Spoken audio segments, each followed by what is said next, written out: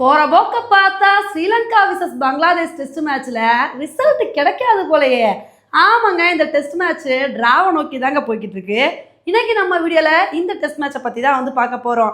நேற்று ஸ்ரீலங்கா நாள் முடிவில் 368 ரன் எடுத்திருந்தாங்க. 4 விக்கெட் வந்து போயிருந்துச்சு. இதை வந்து பார்த்தோடனே இன்னைக்கும் தனஜயா டிசெல்வாவும் கமினு மெண்டிஸும் நல்ல ஒரு பார்ட்னர்ஷிப்பை போடுவாங்க அப்படின்னு தான் வந்து எதிர்பார்த்தோம். ஆனால் தனஜயா டிசெல்வா இன்னைக்கு ரொம்ப வேகமாகவே அவுட் ஆயிட்டாருங்க. அதுக்கப்புறம் வந்த குசால் மெண்டிஸ் சதுரடி காட்டுவார்னு பார்த்தா அவரும் வந்த வேகத்திலே நடை கட்டிட்டாரு. ஆனால் கமினு மெண்டிஸை பொறுத்த வரைக்கும் யார் வேணா வாங்க அவுட்டாங்க, நான் ஒரு சூப்பரான இன்னிங்ஸை கொடுக்க தான் போகிறேன் அப்படின்னு சொல்லிட்டு மனுஷன் வந்து நல்ல ஒரு இன்னிங்ஸை கொடுத்து செஞ்சுரியை நோக்கி போயிட்டு இருந்தாரு. அவர் கூட ரத்னாக்கே நல்ல பார்ட்னர்ஷிப் வந்து போட்டாருங்க. இவங்க 2 பேரோட பார்ட்னர்ஷிப் வந்து கண்டினியூ ஆகும், கமினு மெண்டிஸும் செஞ்சுரி அடிச்சிருவாரு அப்படின்னு தான் எதிர்பார்த்துட்டு இருந்தோம்.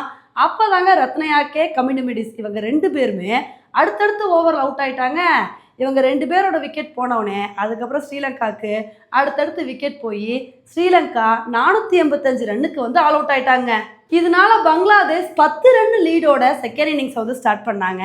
பங்களாதேஷோட ஓப்பனிங் பார்ட்னர்ஷிப் எப்படி இருக்க போதும் அப்படின்னு நினைக்கும் போது இன்னைக்கு ஸ்ரீலங்காவை பொறுத்த வரைக்கும் நாங்கள் ஸ்டார்டிங்லேயே நல்ல ஒரு பவுலிங் பர்ஃபார்மன்ஸை கொடுப்போம் அப்படின்னு சொல்லிட்டு அனாமல் ஹேக், மோனிமல் இவங்க 2 பேரோட விக்கெட்டை வேகமாக எடுத்தாங்க. 60 ரன்னுக்கு 2 விக்கெட் வந்து போயிடுச்சு. சரி, சட்டு புட்டுன்னு ஸ்ரீலங்கா அடுத்தடுத்து விக்கெட் எடுப்பாங்கன்னு பார்த்தா அப்போதாங்க சத்மான் இஸ்லாமும் சாண்டோவும் வேற லெவல் பார்ட்னர்ஷிப் வந்து போட்டாங்க. ஸ்டார்டிங்கில் வந்த சத்மான் இஸ்லாமு நான் ஹாஃப் செஞ்சுரி அடித்து பட்டைய கலப்பேன் அப்படின்னு மனுஷன் 70 ரன்னுக்கு மேலே எடுத்து நல்ல ஒரு இன்னிங்ஸ் வந்து கொடுத்துட்டு இருந்தாரு. அப்போ தான் எங்களோட பார்ட்னர்ஷிப் அப்படியே கண்டினியூ ஆகுன்னு நினைக்கும் போது ரத்னாக்கே வந்து சத்மான் இஸ்லாமோட விக்கெட்டை வந்து எடுத்தாருங்க. அதுக்கப்புறம் சாண்டோ அவர் போனால் என்ன நான் இருக்கேல அப்படின்னு சொல்லிட்டு அவர் ஒரு சூப்பரான இன்னிங்ஸ் வந்து கொடுத்தாரு. இவர் கூட முஷஃபிகர் ரஹீம் வந்து பார்ட்னர்ஷிப் வந்து போட்டாருங்க.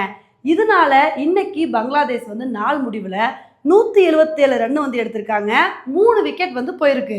இப்போ பங்களாதேஷ் வந்து 187 ரன் லீடில் வந்து இருக்காங்க. அதனால் நாளைக்கு பங்களாதேஷ் என்ன பண்ண ட்ரை பண்ணுவாங்க அப்படின்னா ஃபர்ஸ்ட் செஷனில் எப்படியாவது ஃபாஸ்ட்டாக விளாண்டு இன்னும் அதிகமான ரன்னை எடுத்து டிக்ளேர் பண்ண ட்ரை பண்ணுவாங்க. டிக்ளேர் பண்ணிவிட்டு அதுக்கப்புறம் ஸ்ரீலங்காவுக்கு எதிராக நல்ல ஒரு பவுலிங் பர்ஃபார்மன்ஸை கொடுத்து அவங்கள வேகமாக ஆல் அவுட் பண்ணி பங்களாதேஷ் வந்து வின் பண்ணணும்னு நினைப்பாங்க. இன்னொரு பக்கம் ஸ்ரீலங்கா என்ன நினைப்பாங்க அப்படின்னா ஃபர்ஸ்ட் செஷன்லேயே நல்ல ஒரு பவுலிங் பர்ஃபார்மன்ஸை கொடுத்து பங்களாதேஷை வேகமாக ஆல் அவுட் ஆக்கிட்டு அவங்க எவ்வளோ டார்கெட் கொடுக்குறாங்களோ அதை வந்து அதிரடியாக சேஸ் பண்ணி வின் பண்ணணும் அப்படின்னு ஸ்ரீலங்கா ஒரு பக்கம் நினைப்பாங்க. அதனால் நாளைக்கு ஃபஸ்ட்டு செஷனில் எந்த டீம் நல்ல ஒரு பர்ஃபார்மன்ஸ் கொடுக்குறாங்களோ அவங்க தாங்க இந்த ஒரு டெஸ்ட் மேட்ச்சில் வின் பண்ண வாய்ப்பு இருக்குது.